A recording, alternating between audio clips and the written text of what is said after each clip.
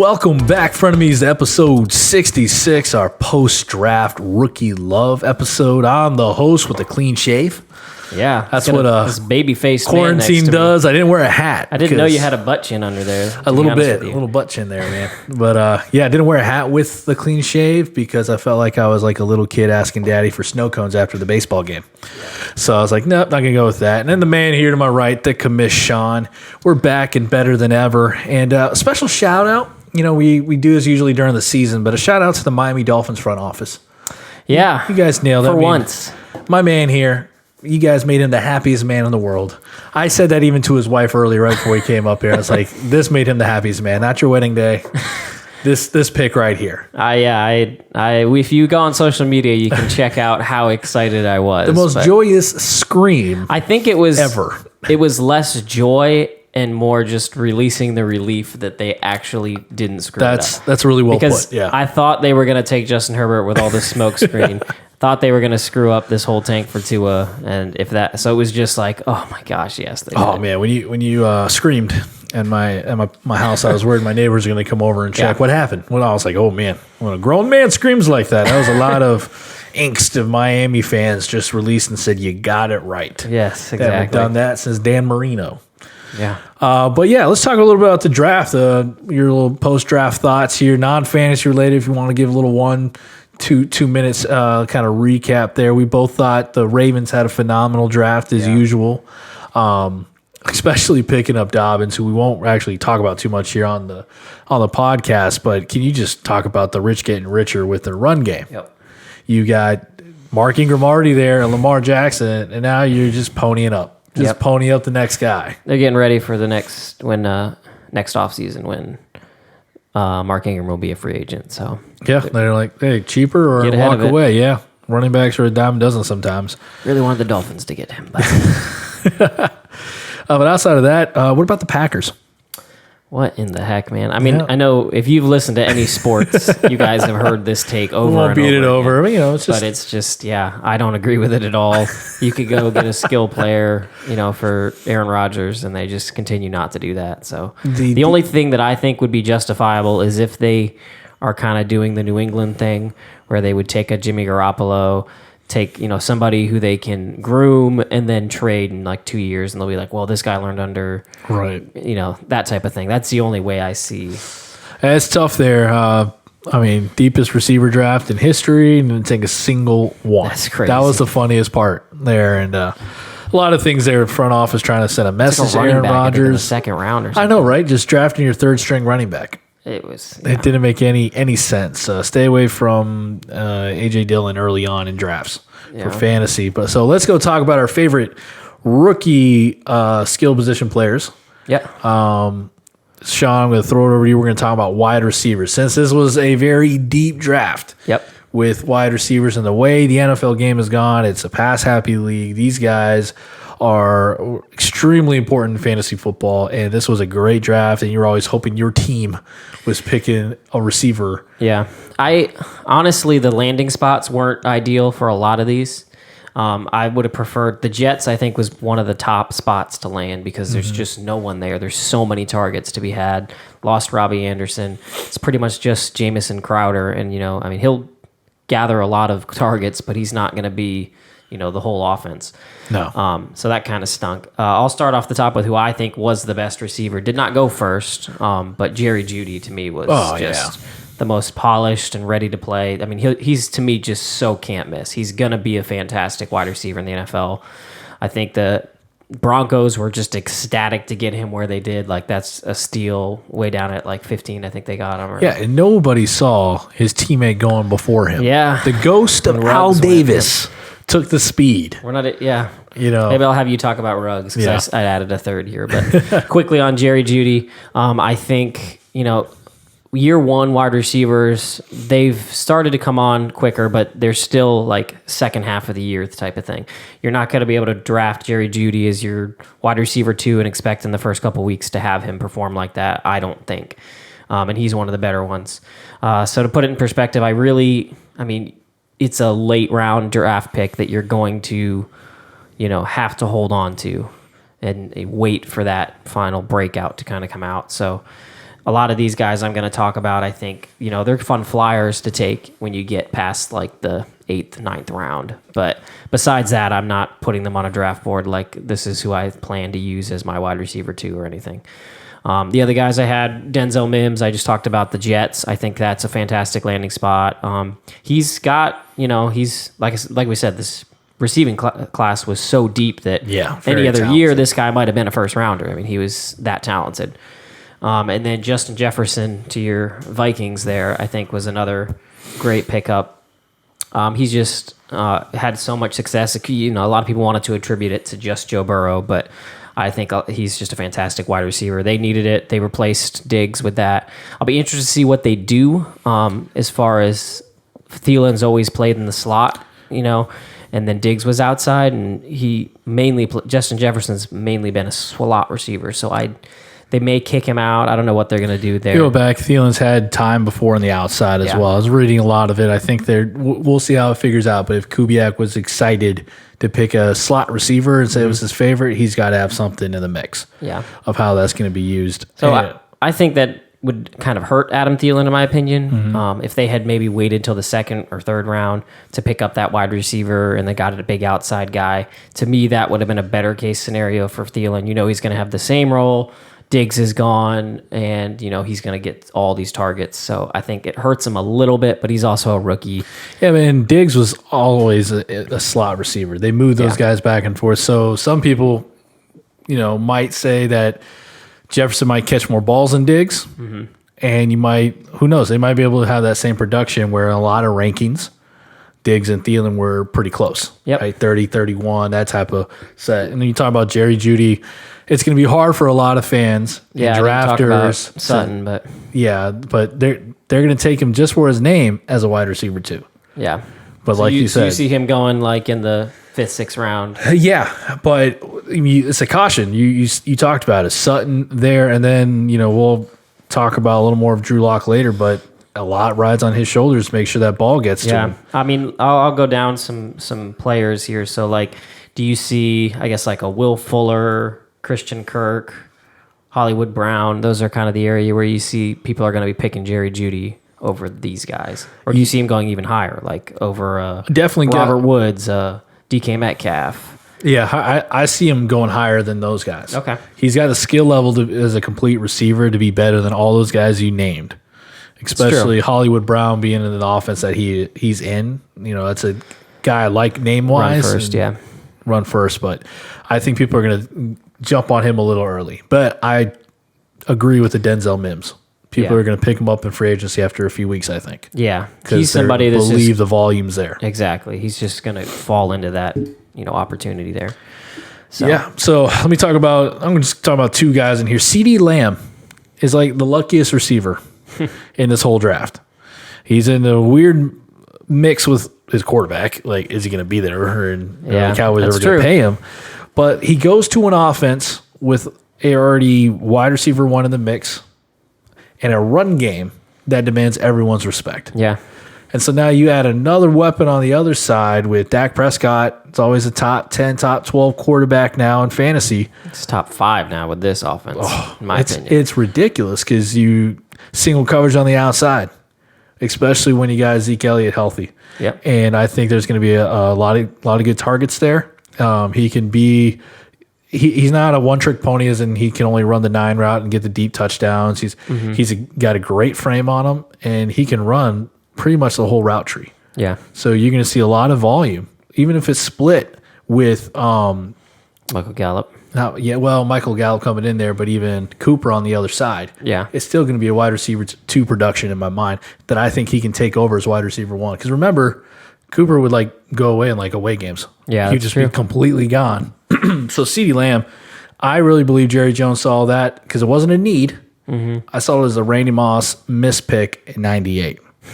When everyone thought they should have picked him and they let him go. Didn't need him, but that this time I'm sitting in this $250 million yacht, Jerry Jones. He's like, I'm going to call CeeDee Lamb, and then he needed his daughter and granddaughter to help him figure out how to use the phones. Yeah, it was hilarious. It's like watching your grandparents and technology. And then my next receiver is Michael Pittman Jr. Okay, I really like where he landed. You said it perfectly at the beginning. The landing spot for a lot of these wide receivers weren't ideal. Yeah. They're going to be good for those teams, but not great for fantasy because they went to shared target areas. But Pittman is bringing something to Indianapolis that they don't have right now. Even with a aging T.Y. Hilton. But Phillip Rivers loves big receivers. And with big receivers equals throws over the middle, touchdown, red zone targets. I think you can see a lot of that. And the play action game is going to help them out too because they got the best offensive line over there in the NFL, in my opinion. So I think Michael Pittman's going to come into a great situation with an old school gunslinger, but I think he's going to get a lot of targets. And I think touchdowns too. Yep. And then just to kind of throw them in there, there's a couple other we didn't really mention. Did you have one more? Or? No. Okay. I can talk about Ruggs. Ruggs was the first one taken, but he was number one taken, and I wasn't mad. Yeah. Really, between Ruggs, CeeDee Lamb, and Jerry Jeudy, they all have like their own particular little things. I believe CeeDee Lamb has more upside. Judy's probably going to be the better pro. And Ruggs is going to be the flashy one. He's fast. He's fast. And what's not better than going to Las Vegas and bringing the flash? Yep. I saw a lot of guys on Twitter making fun of, Derek Carr's arm. Yeah. He'd be good enough. He'll be waiting at the end down the field, waiting for the ball to catch up to him. So that kind of worries me a little bit there, how they're going to use him. What other receivers were you thinking of? Was it Rager that the Philadelphia was? That was a great landing spot, in my opinion. If somehow one of these guys, one of those three, had fallen to, or they'd traded up, like if they traded up to get Jerry Jeudy when he started falling, that would have been just ideal. And he's a rookie receiver. People are definitely going to pick in the wide receiver 2 range. Rager, because of the need. It was in Philly. Mm-hmm. So I think he's going to go pretty early. And then that Ayuk.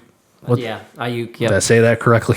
Brandon Ayuk. in San Francisco. Yep. They needed another receiver there. He's like a Deebo Samuel with a polished deep route.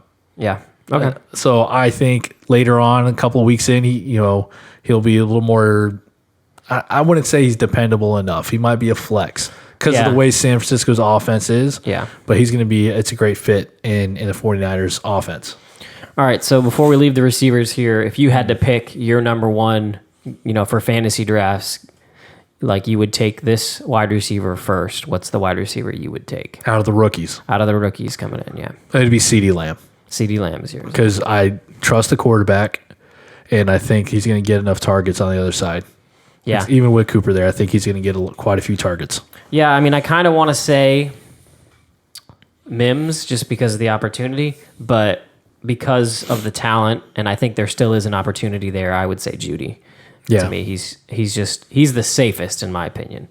Yeah. Like he's going to have that number 2 role. He's going to take on that Emmanuel Sanders area. So it's going to come down to timing, which without an off season, lock. Because the way Jeudy runs routes, it's just a coach's dream. Yeah, the way he can just break off a route is just beautiful. So the quarterback has no excuse of a guy that polished coming out of college. Yep, that's so polished.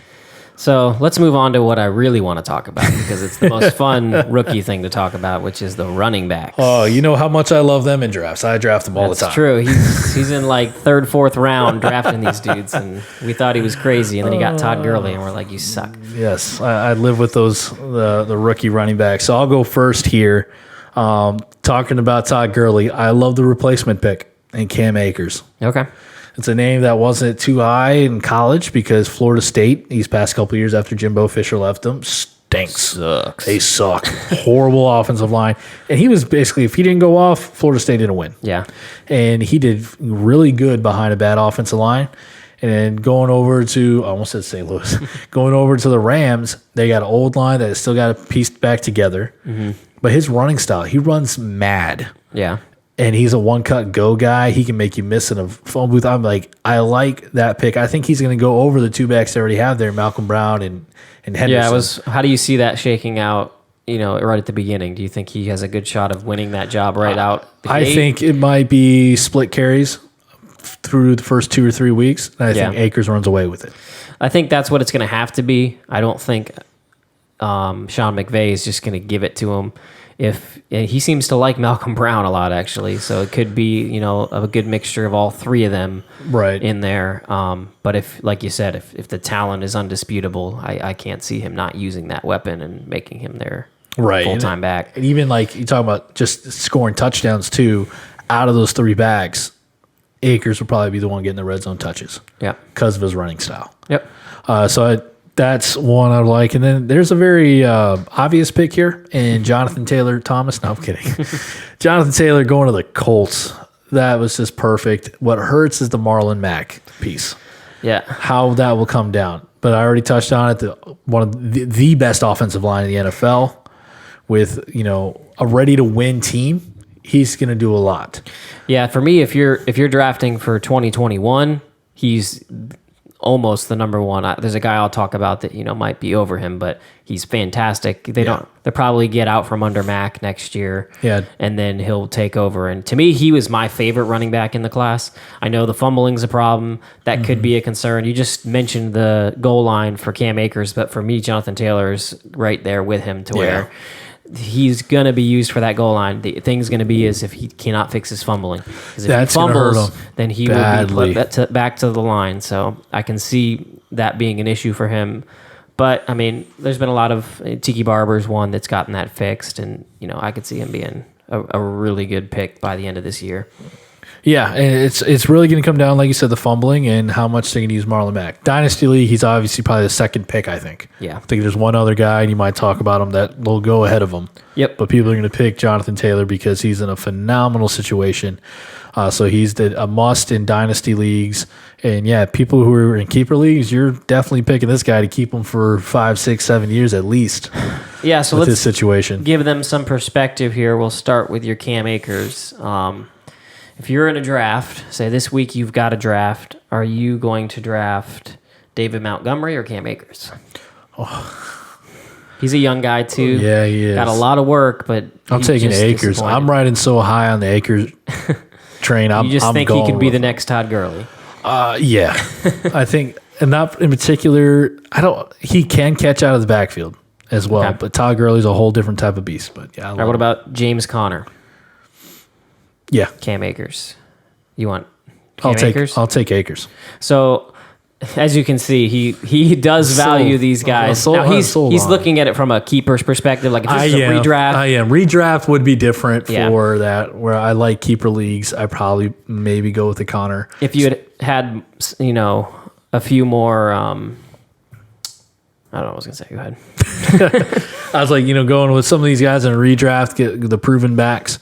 But if you're thinking dynasty or keepers, which keepers is really what more leagues are becoming, I would definitely take because running backs are so hard to pick year to year. So when you jump on a rookie, and that's my strategy, as you know, they have the draft capital. It's just a safer bet. Yeah. But especially since I was surprised Pittsburgh didn't really take one of the top tier backs as well. Yeah, they got McFarland, who's possibly... He's a smaller back that's a little more lightning fast. He'll be able to change it in, but he won't take it every down. So Connor's job is safe. So when Connor's healthy with the QB1 back, that's true. People will have to give him a little less respect of 8, 9-man boxes. Yep. And then your other running back here, Jason Taylor. It's not Jason. Whoa, Dolphin much? All right. Jonathan Taylor. You would take above Cam Akers, I assume? Or are you hotter on Cam Akers? Hotter on Cam Akers because really? I'm worried about Marlon Mack. Okay. I would take Jonathan Taylor. I just think his talent is going to win out. Mack is also very injury prone. Yeah. So as long as he gets that fumbling thing taken care of, I would take him over. So I don't really even ask you. I don't know, which is tough. I love Jonathan Taylor, but I'm just thinking next year, I'm just fearful because Mack is proven when healthy. Yeah. In that offense. All right. Well, we'll move on to who is the number one running back that will be taken. That will jump into probably those top 3, maybe even second round. Shoot, man, I see this guy going first round.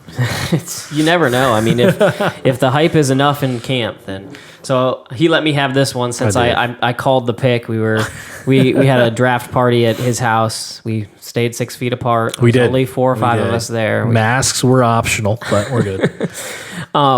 Yeah, and we were calling out picks, trying to see how many we could get right as the picks would come up. And I had picked Hilaire, which a lot of people thought Swift would go there, or any of the others. Hilaire was on a lot of people's boards the third best, I think, maybe even fourth. Yeah, I think he's fourth.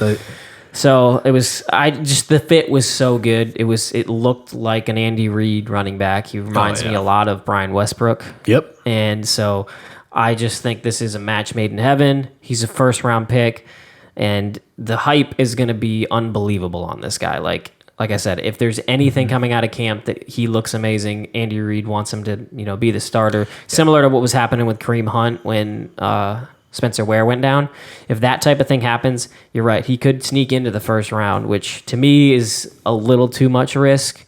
I thought I was going to come on here and make the take that you shouldn't invest in him in those first few rounds because of what the Chiefs have done and Andy Reid has done. Like, say, last year, a hot one was Darwin Thompson. Everybody was like, he's the guy that can take over this backfield, and if you have the Chiefs running back, you have gold. It didn't happen. Well, he couldn't get on the field. Andy Reid trusted the older backs and Damian Williams and LaShawn McCoy. And I can see a little bit of that happening. If you take him in the second round, I know you're going to want to continue to start him week in and week out. But there's a possibility after week one, you may see he's getting 5 to 10 touches a game, and you're going to have to sit on him for a couple weeks until he wins that job over. Yeah. I think he will, and I think towards, the second half of the season, he will be a top 10 back if he gets that job, which I project him to do. So I would change my stance and say that you got to take him at that higher spot because it's what he's going to cost. And as if you're in keeper at all, he could be, one of the best running backs, probably a top 3-4 pick in next year's draft if he's taken over that job. Yeah. Clyde Edwards-Helaire. I have to keep saying it to be better because before it's like Clyde, or I want to call him Clydesdale, but he's so small it doesn't work. Yeah. But his offense in LSU, which was like a 5 in, 5 out, is what they kind of basically called it. So I've got 5 to protect. I'm going to have 5 options out there for Joe Burrow to catch. That's what made LSU's offense so much fun and high scoring. Yep. So it's a pretty much similar, kind of mindset going to Kansas City. Yep. And he's sturdy enough to pick up as a blocker, and he knows how to run out of those, only a 5-man blocking scheme up front because of everything spread it out. So I think the fit's really good as well. That's better than Darwin Thompson. Yeah. And the biggest thing is that first-round pick. They invested a first-round pick, so I think that he will get in there quicker than other guys have. Mm-hmm. If we're trying to get him into the top 10 running backs, I'm curious what your thoughts are. So Joe Mixon's on the board and Hilaire's on the board. You going Joe Mixon or Hilaire? Going Mixon. Yeah, I would definitely stick with Mixon. Josh Jacobs? Or Josh Jacobs. Yeah. We're together so far. See how far this goes with your love of rookies. Leonard Fournette. He's kind of been a follower. No, Clyde Edwards-Helaire. Unless Fournette gets traded. Yeah, I think I'm with you on that, actually. Even if Fournette gets traded, it just seems like the wheels have fallen off. Well, and they just don't want him. Like, I think I could see this team's going to be bad. Mm-hmm. So they start losing, and, week 7, 8, they're going to say, let's see what we got in Armstead. We're going to put him in. And Fournette has to go to an offense kind of like how Adrian Peterson balled out. Yeah. In the early 2000s because he's a power scheme running back, mm-hmm. right? Zone is everywhere, some sort of zone, and he's not that type of back. So that's where Fournette, I think people are just kind of letting him, we're not going to trust him. Derrick Henry runs better power ball. That's what that was my next back. Derrick Henry or Hilaire? That's not even a question for me. It's Henry. It's got to be Henry. Yeah. He impressed the heck out of me last year. I did not see him being a top 5 back. And it's basically the same returning offense, so it's going to be pretty much the same. Yeah, and then it's also contract year. He's going for that contract. Mm-hmm. What about Nick Chubb or Hilaire? I would take Hilaire over that because I don't trust. It sounds like you have him in your top 10 then. Yeah, I don't like Stefanski. I like him because being a former Viking OC, but I don't trust. I trust the offense of Kansas City more than what the Browns can put together. Yeah, I would. If you're telling me season long, I think that probably Nick Chubb has a better season. Mm-hmm. But when you look at when the games count in the second half, I think you're going to be happier that you have Hilaire, especially if you're in a keeper league. So I would take him probably over just for that upside of, it wouldn't be out of the realm of possibility for him to be the number one running back this year. Like, that's a possibility for him. Whereas for Nick Chubb, I don't see that because he's losing all that passing work to Kareem Hunt.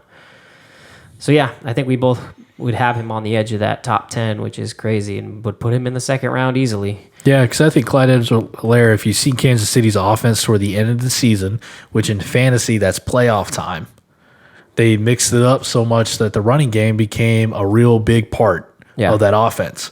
And so that's going to win you a championship because it's getting colder weather. Your guys are game planning for the pass against Patrick Mahomes, so you're going to see the running back being used a lot more, like Damian Williams was last year. Yep. People were loving that pick. Mad at him early in the year and then glad to have him toward the end. All right, and then a lot of people had this guy as their number one running back. I thought the Dolphins were going to take him with their first round pick, their last one. I think they traded back to 30 or something. Mm-hmm. Instead, we took another corner, even though we have two of the top 5 corners, the 2 highest paid corners on our team. But we need another corner, apparently. No. But DeAndre Swift, he is fantastic. He is. I am very angry with where he ended up because, as I'm sure you've heard, I love Kerryon Johnson. He does. And this just sucks. Like, it sucks for both of them. I wish they had ended up, like, say Swift ended up in Jacksonville. That'd have been fantastic. Mm-hmm. That means they're probably going to move on from Fournette even this year. He was taking comps to McCaffrey. Yeah. But then, just like you said, I'm like, oh, he wants a Detroit? Right? Sucks. They're not, are they going to use him correctly? You remember what happened when Kerryon came in. It took so long for him to get past LeGarrette Blount. Yeah. So there's going to be a similar thing. I think Kerryon is still their starter come week 1, and probably, as long as he doesn't get hurt or he's just suck, right? Yeah. then he's not going to lose that job completely. And even if they turn the reins over to Swift, they're still going to mix in Kerryon Johnson. They still like him. Like I said, if he's hurt, which he's gotten hurt every year, then Swift college. is full force. That's what I think. Patricia wants to run the ball, so I think he'd be a great pick. But I think just this landing spot sucks, and it just puts him down. It puts him almost down. Everybody we've talked about, I'd almost put him towards the end just because of that landing spot that he's ending up at. Like when they drafted him, I was not happy at all. Yeah. I was so mad. Lions fans, maybe, but fantasy-wise, I'm like, well, there goes a great talent to the graveyard. Since Barry left, they can't run the ball.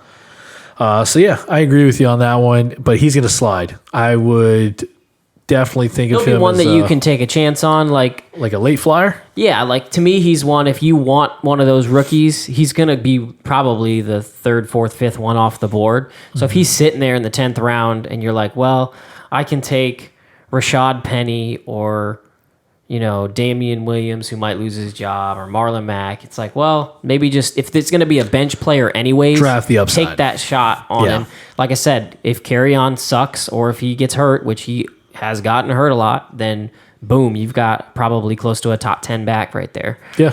So let's kind of go down. So we're not saying that he is hurt. So where would you take? I know here's your guy, Kenyon Drake. You love him. Oh, big Kenyon Drake fan. You take Drake over Swift, I assume. Yep. I'm curious. What about the other rookies there? So like Jonathan Taylor or Drake. Drake. What was the other one that I mentioned? Or that you had Akers or Drake. Drake. Okay. Yeah. Well, you must like Drake. I do love Drake. And you must believe they're gonna, especially in a keeper sense. Obviously, Cam Akers has a way more upside because I don't think they franchise tagged Drake, right? Or tagged or something. I don't think they didn't pay him. They did not give him the contract. I can't remember. I should have looked that up beforehand, but I can't remember, to be honest. But I just think the offense is a great fit for Drake. Okay. The way they're going to use them. And rookies are still a prove it to me thing. Yeah. So I'm going to get a guy that had a great end of the year in that system. And so that gives me, as a fantasy owner, as a guy drafting again, gives me more confidence in taking a Drake. All right. So then like Swift or let's say Rashad Penny. Oh, It's gross. it is very gross because Seattle's going to run with I don't want that. I would definitely take Swift. Okay, David Johnson. You know what? Shoot. I would take David Johnson. It's not exciting like it used to be, but I'd probably take him because he's the obvious RB1. Yeah, so I'm about the same place as you. Like I said, if you get into those later rounds and he's the last one left and you want one of them, he's probably going to be the best option. Yeah. Guys, we didn't talk about J.K. Dobbins ends up I think we mentioned him a little bit, but that's just ridiculous. It's just, wow. He'll be 2021. He'll be fantastic. Him and Jonathan Taylor are going to, to me, those are more clearly their years. People are going to take Dobbins. They're going to put him on the bench. I think that's a great thing because he can be, something happens to Ingram. Either he starts slowing down or gets injured. Yeah. Never wish injury on anybody, right? Maybe the worst guy ever. But if he starts slowing down and Dobbins starts ticking up, you just got yourself a prize back. Yep. But you're going to have to be patient with him. Yeah. He might score one touchdown week 1 and then go 3 weeks without scoring a touchdown. That's just going to happen. Another one to mention is Keyshawn Vaughn. He went to Tampa Bay. That was a spot that a running back could have ended up. That would have been great. Like Swift. Swift went there. Oh, man. Oh, that would have been amazing. We'd be talking about Swift as the best back to pick up. He'd be battling with Hilaire there. But they invested in this guy. I think he was a 3rd or 4th round pick. He was, I think, their 2nd pick because they didn't have that many early picks. No, they didn't.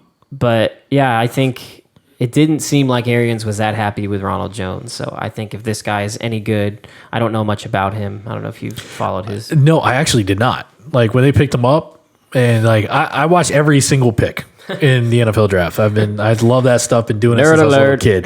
Nerd alert when it comes to football. Yeah, I was reading mock drafts, but I would skip over his name. And when they picked him, I was like flipping over my phone trying to figure something out about him. But he is depending on what the word comes out of camp. Camp's gonna be really weird this year, right? Yeah. So whatever the news might be, who's getting penciled in as RB1 in that backfield, was definitely RB2 worthy, I think. Yeah, I can see it happening because he's more of a pass catcher than Ronald Jones. So Tom Brady loves to dump down. Just James White. I think that's kind of the mold that you're looking for with him. Yeah. I don't think he's going to completely take over the backfield. I think Bruce Arians called him like a mini David Johnson. He's pretty small. Yeah, he's a small guy, but I think he'd be worth the RB2 slot if you're in one of those leagues where you're just looking for a running back. And if he's penciled in, pay attention to camp notes. You should, as a fantasy footballer, you should really figure out who's coming out of camp as possible RB1s on names you're not really impressed, but you need those carries and targets. So let's move on to quarterbacks. All right. As David Gettleman says, quarterbacks. Gettleman, man. The guy wearing a mask by himself. He had a good draft, though. Giants was pretty good draft. Yeah, everyone's surprised he didn't pick Simmons, but I think it was so smart to pick that lineman. Yeah, they needed to protect those 2 first-round picks in Saquon and Daniel Jones. Daniel Jones, yeah. So definitely smart. I'm going to start this so I can let you end with the bang. Since you cheated and it's not really a rookie. Yeah, so mine's not a rookie. I'm He almost redshirted. Oh yeah, I'm really watching Drew Lock. I mean, they got a track team around him. Oh my gosh! All right. Weapons. I mean, you look at the 2 weapons he got in Judy and Hamler, which he was a riser on the boards there out of Penn State. Those guys are fast. Yeah. And Judy's very polished. Hamler's more of a one-trick pony. He's a speed guy. But he doesn't need to be with that offense. No, because he fits right in with, Sutton that's already there as a big man target. And then the tight ends. You got Noah Fant that runs like a 4.4. And then Brandon O. Yeah. I can't say that dude's name.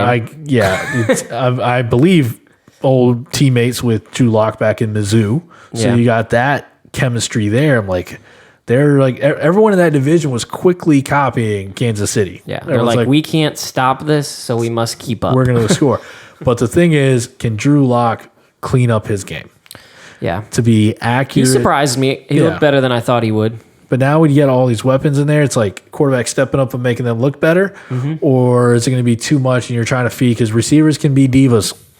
Yeah. You can try to feed this guy too many times and you're worrying about it. So hopefully they simplify the offense enough for him to where he can start just making those reads correctly. and not feeling like I got to force the ball to this guy or to that guy. And they got good running backs behind them. So that offense can be a lot. That's right. They got Melvin Gordon too. Yeah. So. And their defense has gotten a little older, but it's always been a decent defense. Good, but it should be somewhere near decent. So Drew Lock has a lot on his shoulders. So is this more of a Drew Lock thing or his weapons thing? Like, do you think Drew Lock is draftable as that one of those last quarterbacks taken?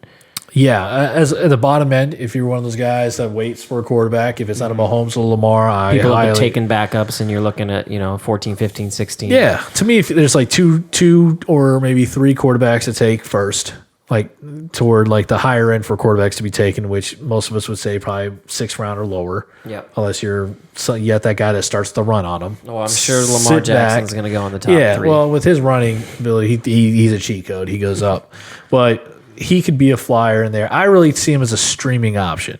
Yeah. That somebody might connect with Locke and just go with it.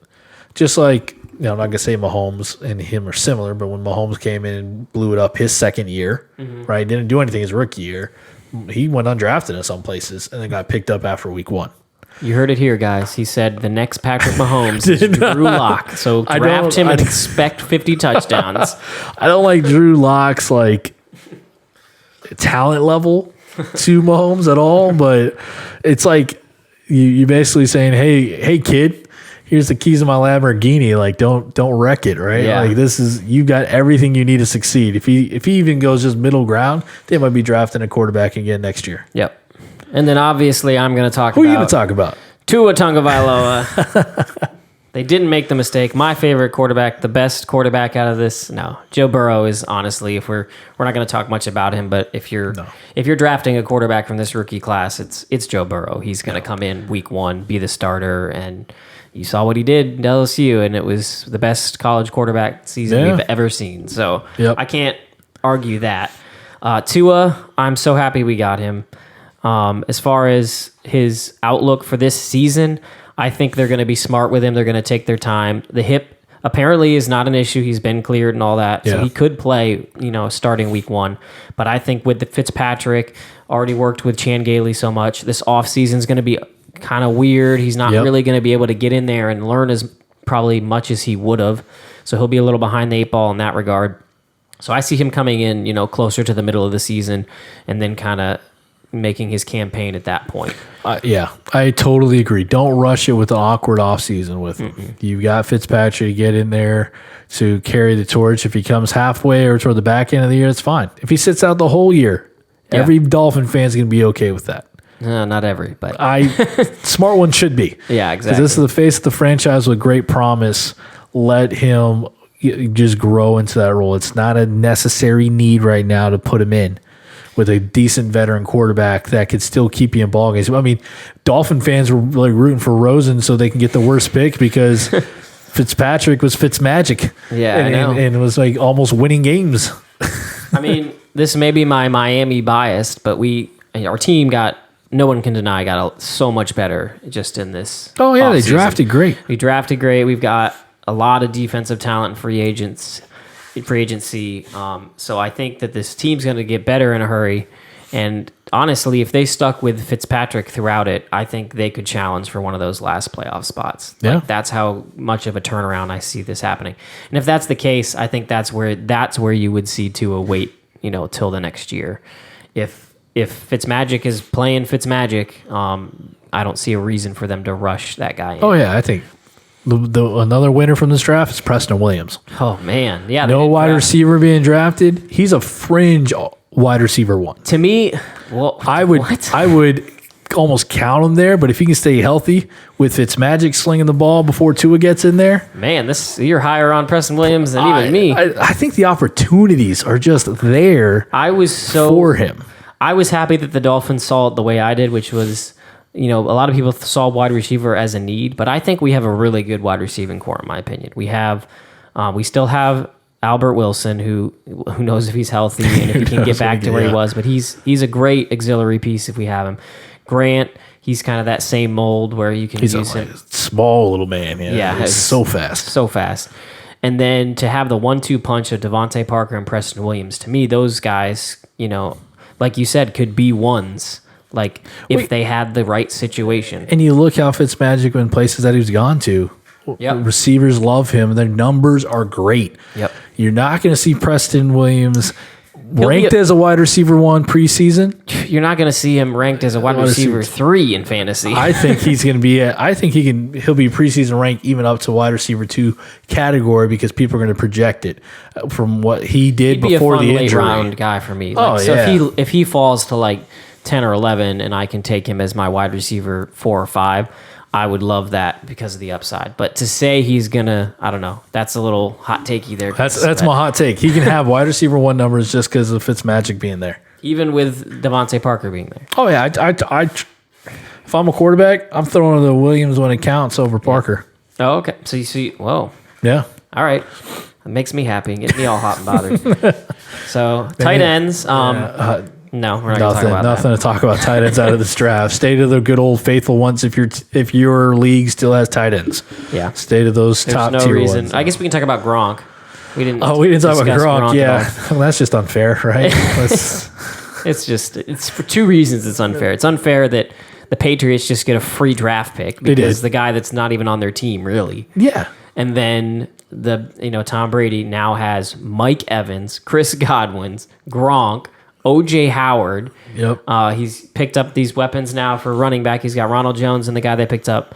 They also got a guy who fell. I forget what receiver they got. Oh yeah, out of Minnesota. I love that kid. I'm trying to remember his name right now, but I say I love the kid. I can't remember his name. Tyler Johnson. Love you that much. Tyler Johnson. Yes. Coming out of there, he's the Viking fans on Twitter were hoping that same round where he got picked, that the Vikings would pick him. And I knew they wanted, there's other holes they had to address. But I mean, he'll be great as a third or fourth receiver coming in. So the weapons are there for Brady. So if Brady fails, then Brady's done. Yeah. Like that's what we'll know. Then it's time to retire, but he's got everything he hasn't had in New England for a while. Yeah. So I guess since we're not going to talk these tight ends and we said we do Gronk, where do you see Gronk going in a fantasy league? Like, is he... Obviously, he's not the tight end 1 that he used to be, but is he still in that top 5 for you? I don't think so. I don't think he'll get those targets because they'll be unnecessary. Because, in New England, he was the top tier passing target. Yeah, I don't see any way that I end up with Gronk just because there will be a lot of people that will say he's still Gronk, and I'll take him as, he'll be the perfect guy once Kittle, Kelsey, Ertz, maybe Andrews has gone. That everybody's I can see him picking a fifth. I can get the tight end 1 possibly with this pick. But those 4 guys you said must be picked over Gronk. Yes. And 2020 at the end of the year, you can say Gronk had better numbers maybe than Andrews or something. Who cares? Think about what you know. Yeah. And those are safe. Those 4 names are safe for filling the tight end 1 spot. All right. So Austin Hooper in Cleveland. Gronk or Austin Hooper in Cleveland? Gronk. I love Hooper, but it's just... what about Waller? He's now got some more competition. They got a lot of receivers. I would say Gronk, just because how Waller faded last season, the last half. Okay, Hunter Henry now with Tyrod Taylor throwing him, or Justin Herbert, who we didn't even talk about. Thank God the Dolphins didn't take Justin Herbert. I think he's going to be a flop. I would take Hunter Henry. Sorry, Jonathan. No, because Henry gets hurt like every 4 games. What about Evan Ingram? No. I'd take Gronk. So you have him as a top 5. I get him as a top 5. He's your 5th one. It's just not After Andrews. I'm not like how we used to be. Just because that 1 year and the guy's 30 pounds lighter. Yeah. I mean, he's smaller now. Honestly, I'm not that far off from where you are, but I think he'll go way too high. Like he'll go in the top first 5 rounds, and I am not spending a 5th round pick on Gronk. No. So if he falls beyond that, then yeah, sure, take the shot. Maybe he does, continue to be Gronk. He's had time to let his body heal. Like the last Gronk we saw was not a good version of Gronk.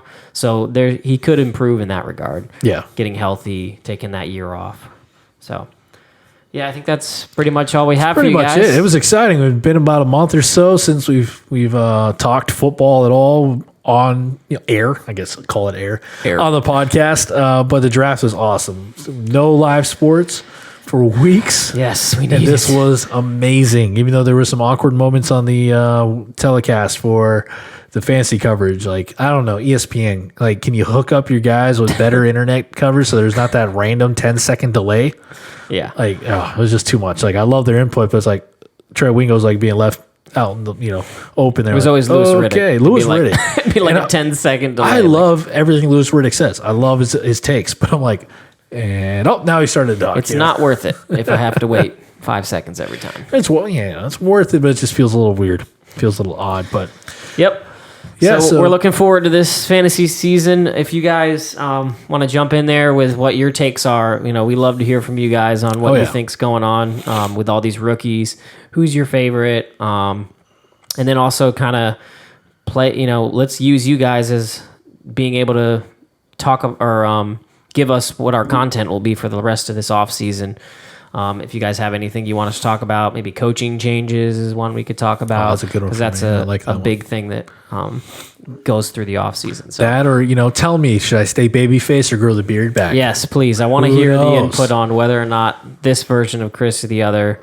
To me, I was this version of Chris for almost like 80% of my life so far. I'm 31, but Then I knew you when you were clean shaved, right? Nope. Or no? No. So you had a beard. November 2013 is when I grew my beard. It was right when I got out of the Navy. It was on terminal leave, and I started growing the beard. And between that time and this time that I shaved on this past Monday, I shaved once because of a trimming accident. So after that, outside of lining up, I always had the barber trim my beard because I just sucked at it and I was scared. So that was that one time. But then, like the next day, my beard starts growing back. Like in 2 weeks, it's back. Yeah. But I'm actually thinking, I'm trying to weigh it out. I might go clean shave or grow the beard back. The beard will be coming back. Okay. I was trying to keep the mustache. Reverend David, man in our league, he said so many harsh things about my mustache. I'm just kidding. Chop that sucker off. All right. Well, thanks for listening, guys. We'll see you probably in about a month. Yes, sir. Deuces.